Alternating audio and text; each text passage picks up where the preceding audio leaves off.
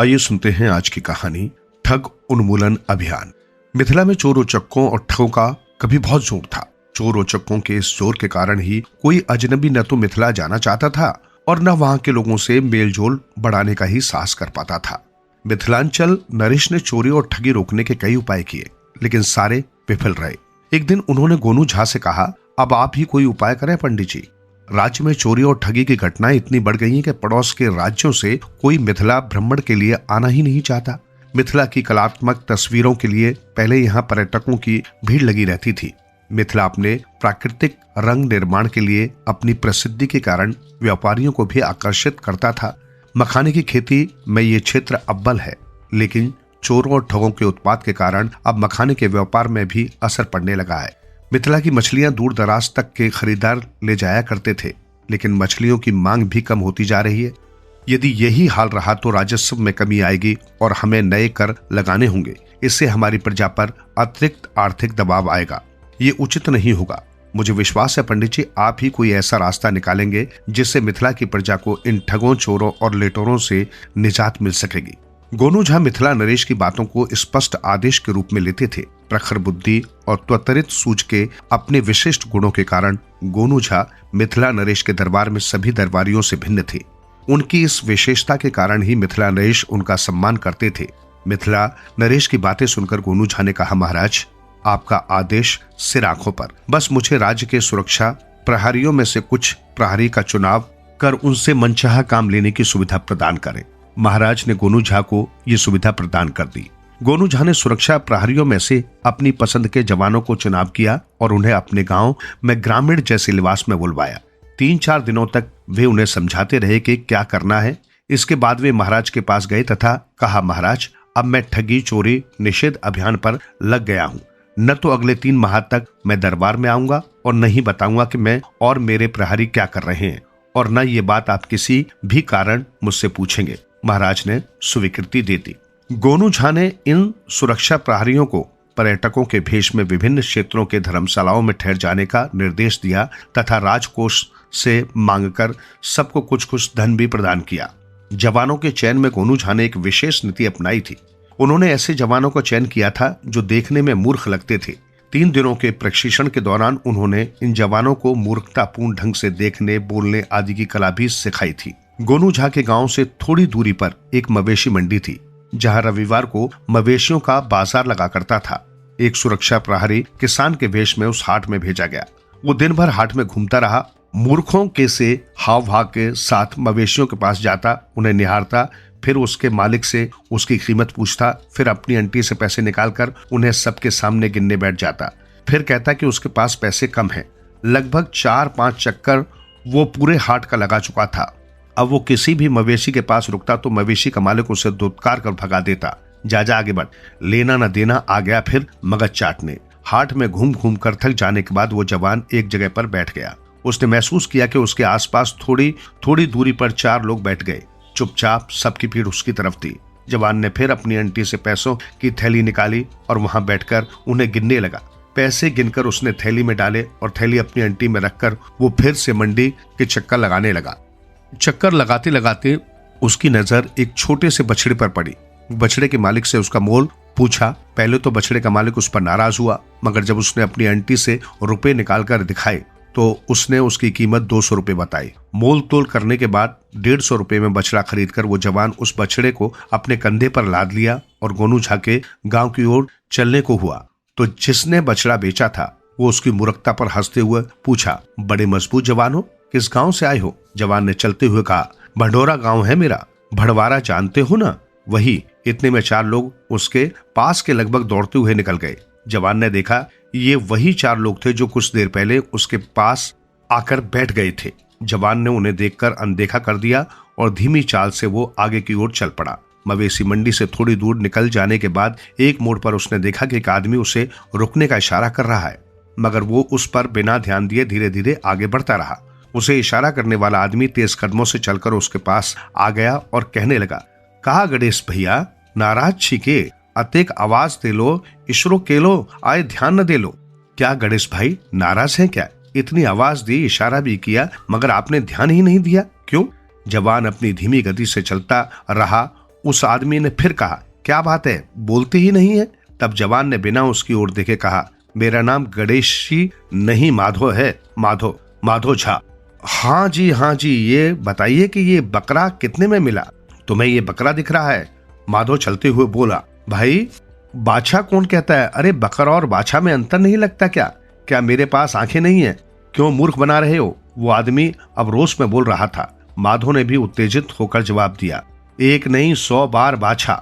उस आदमी ने माधो से भी ऊंची आवाज में कहा, बकरा। माधो फिर चीखा, बाछा। ऐसे ही चीखते चीखते दोनों गांव के मोड़ तक पहुंच गए। वहां उन्हें 3 आदमी दिखे। उनमें से एक ने उन्हें टोका, अरे क्यों चीख रहे हो दोनों? माधो ने रुआसा होकर कहा, यह आदमी मेरे बाछा को बकरा बता रहा है। बाछा? चौंक कर उस टोकने वाले आदमी ने पूछा, कहाँ है बाछा? माधो ने मासूमियत से जवाब दिया, मेरे कंधे पर। वो आदमी हंस पड़ा, फिर हंसते हंसते बोला, अच्छा मजाक कर लेते हो? मजाक? मैं मजाक नहीं कर रहा हूँ, मेरे कंधे पर बाछा है और ये आदमी मुझे तब से तंग कर रहा है, बाछा नहीं बकरा है, ये कहकर मुझे अजीज कर चुका है। अरे भाई, है बकरा तो बाछा कैसे कह दे कोई? अब तुमको बाछा को बकरा कहना हो तो कहो, उस आदमी ने कहा। उसकी बात सुनकर माधो ने अपने कंधे से बाछा को उतारा और उसे देखने लगा। फिर बोला, ये बाछा ही है, क्यों मुझे परेशान कर रहे हो? जाओ अपना रास्ता देखो। अब ये बात हो ही रही थी कि गांव के मोड़ पर खड़े 2 आदमी माधो की तरफ आ गए। माधो ने उन्हें देखा। उसे याद आया, जब वो मंडी में सुस्ताने के लिए बैठा था तभी यही चारों उसके आजू बाजू आकर बैठ गए थे। उन दोनों ने बाछा को सहलाया, फिर बोले, वाह क्या बात है, बहुत मस्त बकरा है तुम्हारा, बोलो बेचोगे? माधो उनकी बात सुनकर हताश सा दिखने लगा। उनमें से एक ने फिर कहा, बताओ कितने में बेचोगे? मुझे पसंद आ गया है, बहुत शानदार बकरा है। माधो बारी बारी से चारों को देख रहा था। उसे चुप देखकर उन चारों में से एक ने कहा, अरे भाई, तुम तो बाछा खरीदने गए थे, मतलब कि तुम्हें तो बाछा की जरूरत है, बकरे की नहीं। ऐसे में ई बकरा तो तुम्हारे लिए बेकार हुआ ना। ऐसे तुम्हारी मर्जी, तुम्हारे लिए जो फालतू चीज है उसकी हमें जरूरत है। तुम्हें तो खुश होना चाहिए कि जो चीज तुम्हारे लिए फालतू है उसका खरीदार तुम्हें राह चलते मिल गया। बेचना चाहो तो बेच दो, जितने में लाए हो उतनी रकम तुम्हें हम दे देंगे। बोलो कितने में खरीदा था? माधो ने मायूसी भरे शब्दों में बोला, 150 में। 150 यानी 150 रुपए। 150 रुपए मतलब 150 रुपए है ना भाई? एक आदमी ने माधो से पूछा। माधो ने सिर हिलाकर हामी भर दी। फिर उनमें से एक ने माधो का कंधा थपथपाकर कहा, भाई मेरे 150 रुपए में 1 और 5 का तो मतलब है, मगर हिसाब किताब में शून्य का कोई मानी नहीं होता। बताओ होता है क्या? माधो ने फिर सिर हिलाकर कहा। उसके चेहरे पर उस समय मूर्खता बरस रही थी। तो 150 में से शून्य हटा दो तो बचे 1 और 5, यानी 1 पर 5 15। ये लो 15 रुपए। उनमें से एक ने माधो के हाथ में 15 रुपए रखते हुए कहा, अब ये बकरा हमारा हुआ। माधो हाथ में 15 रुपए थामे उन लोगों को देखता रहा और वे लोग बाछा लेकर एक साथ मुड़ गए और तेज गति से वहां से जाने लगे।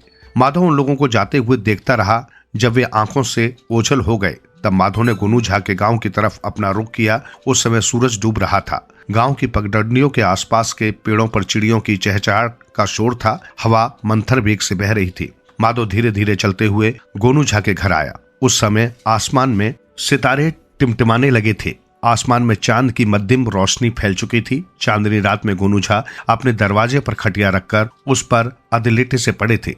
वो माधो को आता देख खटिया से उठ गए और टहलते हुए माधो के पास पहुंच गए। माधो ने उन्हें सारी घटना बता दी। गोनू झा मुस्कुराते हुए माधो की बातें सुनते रहे। फिर उन्होंने माधो का कंधा थपथपाते हुए कहा, तुमने बहुत बुद्धिमानी से काम लिया। ठीक ऐसा ही काम मैं चाहता था। अब अगले हफ्ते हाट के दिन हम लोग अलग अलग मवेशी मंडी पहुंचेंगे। मुझे विश्वास है उस दिन ये चारों उस बाछा को बेचने आएंगे। अब 7 दिनों तक तुम मस्ती करो।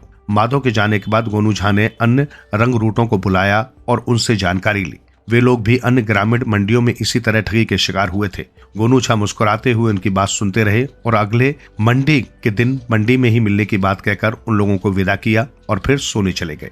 अपने गांव के पास लगने वाली मवेशी मंडी में अगले सप्ताह गोनू झा मंडी लगने से पहले ही पहुंच गए और एक पेड़ के नीचे बोरा बिछाकर बैठ गए। उन्हें देखकर कोई कह नहीं सकता था कि वे मिथिला नरेश के दरबार के नामचीन दरबारी हैं। साधारण कृषक के लिबास में गोनू झा ठेठ ग्रामीण लग रहे थे। गोनू झा के मंडी में पहुंच जाने के बाद धीरे धीरे मवेशी बाजार जमने लगा। 2 घंटे में बाजार पूरी तरह सज गया। गोनू झा की आंखें माधो को तलाश रही थी। एक पेड़ के नीचे बैठा माधो उन्हें देख गया। वो पोटली से रुपए बार बार निकाल उन्हें गिनने में लगा हुआ था। लगभग 1.5-2 घंटे बाद माधव अचानक अपनी जगह से उठा और तेजी से मवेशी मंडी के पूर्वी कोने की ओर जाने लगा। गोनू झा भी उठे और धीमी गति से माधव की तरफ जाने लगे। माधव चलते हुए जिस जगह पर रुक गया था उस जगह पर 4 आदमी एक सफेद और शानदार बछड़े के साथ खड़े थे। माधव ने उनके पास पहुंचकर बछड़े को सहलाना शुरू किया। शायद उन चारों ने माधव को पहचाना नहीं था या फिर पहचान कर भी अनजान बने रहे। माधव को प्यार से बछड़े को सहलाते देखकर उनमें से एक ने कहा, क्या बात है, पसंद आ गया? पूरे बाजार में ऐसा बाछा तुम्हें देखने को नहीं मिलेगा। बोलो लेना है? माधव ने गर्दन हिलाकर हामी भरी। फिर पूछा, कितने में दोगे? 200 रुपए एक दाम, उसने जवाब दिया। अभी बातों का सिलसिला शुरू ही हुआ था कि गोनू झा वहां पहुंच गए और ऊंची आवाज में पूछा, अरे ये बकरा किसका है? चारों के चेहरे का रंग इस सवाल पर उड़ गया। ठीक उसी समय माधव ने कहा, अरे लगता है मेरा ही दिमाग खराब हो गया है कि बकरा मुझे बाछा सा दिखता है। पिछले हफ्ते भी मैंने एक बकरा को बाछा समझकर खरीद लिया था। गोनू झा ने फिर जोर से लगभग चीखते हुए पूछा, अरे बकरे का दाम कौन बताएगा? बता जल्दी। गोनू झा की इस आवाज को सुनकर 4-5 हट्टे कट्टे ग्रामीण दौड़कर उस स्थान पर पहुंच गए और बछड़े के साथ आए चारों ठों के आजू बाजू में जाकर खड़े हो गए। गोनू झा के चीख कर पूछने पर उन चारों में से एक ने कहा, 200 का बाछा है हुजूर, ये बकरा नहीं बाछा है। गोनू झा मुस्कुराए, फिर बोले, जो भी हो मैं तो बकरा ही कहूंगा। गोनू झा थोड़ी देर बारी बारी से उन चारों को देखते रहे, फिर मुस्कुराते हुए धीमी आवाज में बोले, 200 दाम बताया ना? 200 रुपए है ना? उन चारों ने गर्दन हिलाकर हामी भरी। गोनू झा ने अपनी आवाज को और धीमा किया और लगभग फुसफुसाते हुए बोले, 200 रुपए मतलब 200 है ना? और 200 रुपए का मतलब है 2 शून्य। इतना कहने के बाद वे उन चारों में से एक के पास पहुंचे और उसके कान के पास फुसफुसाते हुए बोले, और हिसाब किताब में शून्य का कोई मतलब नहीं होता है ना? 2 शून्य हटे, बच गए 2। ये लो 2 रुपए और बकरा मेरा हुआ। गोनू झा की बात सुनकर चारों आदमी ने भागने की कोशिश की, लेकिन उनके आजू बाजू खड़े चारों ने उन्हें धर दबोचा और उनकी मुस्के चढ़ाकर उन्हें बांध लिया। मंडी में रौनक होने के कारण वहां भीड़ लग गई। तब गोनू झा ने भीड़ में शामिल लोगों से पूरा वृत्तांत कह सुनाया कि कैसे इन लोगों ने माधव को असमंजस में डालकर उनका बाछा 15 रुपए में ले गए थे। फिर गोनू झा ने उन लोगों को जिन्होंने इन चारों की मुस्के चढ़ा दी थी कहा, जाओ इन्हें ले जाकर हवालात में बंद कर दो, कल फिर मुकाम पर तैनात रहो। जब ये लोग उन चारों को लेकर जाने लगे तो गोनू झा ने हंसते हुए कहा, जाओ भाइयों, ये लोग तुम्हें हिसाब किताब में शून्य का प्रयोग कैसे होता है बता देंगे। इसके बाद गोनू झा और माधव वो बाछा लेकर घर आ गए। दूसरे दिन दूसरे गांव की मंडी में 6 और तीसरे दिन तीसरे गांव की मंडी में 10 लोगों को इसी तरह गोनू झा की सूझबूझ से रंगरूटों ने धर दबोचा। 7 दिनों के अभियान में ही पूरे मिथिलांचल में छोटी बड़ी ठगी करते 50 से अधिक लोग पकड़ में आ गए। इसके बाद उनकी पिटाई कर रंगरूटों ने कुछ और ठगी करने वालों का नाम पता हासिल किया और जाल बिछाकर उन्हें ठगी करते रंगे हाथों गिरफ्तार कर लिया। 3 माह व्यतीत हो गए। गोनू झा के ठग उन्मूलन अभियान को मिथिलांचल में अपार सफलता मिली। तकरीबन 250 ठगों को रंगरूटों ने अपनी गिरफ्त में ले लिया। 3 माह पूरा होते ही गोनू झा मिथिला दरबार में उपस्थित हुए और महाराज को अपनी सफलता का पूरा वृत्तांत कह सुनाया। महाराज खुश हुए तथा गोनू झा की सफलता से प्रसन्न होकर विशेष दरबार का आयोजन किया। दरबारियों के सामने उन ठगों को पेश किया गया जिन्हें गोनू झा की सूझबूझ के कारण पकड़ा गया था। महाराज ने दरबार में गोनू झा की मुक्त कंठ से प्रशंसा की। गोनू झा से जलने वाली दरबारी नाक भौं से कोड़ने लगे। काना नाई तो इस घोषणा से इतना व्यथित हुआ कि दरबार से ही बाहर चला गया। महाराज उसे जाते हुए देखते रहे। वे जानते थे कि उनका ये दरबारी गोनू झा से ईर्ष्या करता है। दरबार समाप्त हो जाने के बाद महाराज गोनू झा को अपने साथ महल में लेकर गए और उन्हें उचित आसन पर बिठाकर पूछा कि आखिर मिथिला के सभी ठगों को इस तरह दबोचने में उन्हें सफलता कैसे मिली। गोनू झा मानो इस प्रश्न के लिए तैयार थे। उन्होंने छूटते ही कहा, महाराज, मैंने आपकी आज्ञा से सुरक्षा प्रहरियों में से ऐसे जवान छाटे जो देखने में मूर्ख या बेअकल प्रतीत होते थे। इन जवानों को मैंने राजकोष से कुछ रुपए दिलवाए, जिसकी सहायता से ये जवान ग्रामीण पर्यटकों के रूप में घूम सकते थे और कुछ खरीदारियां कर सकते थे।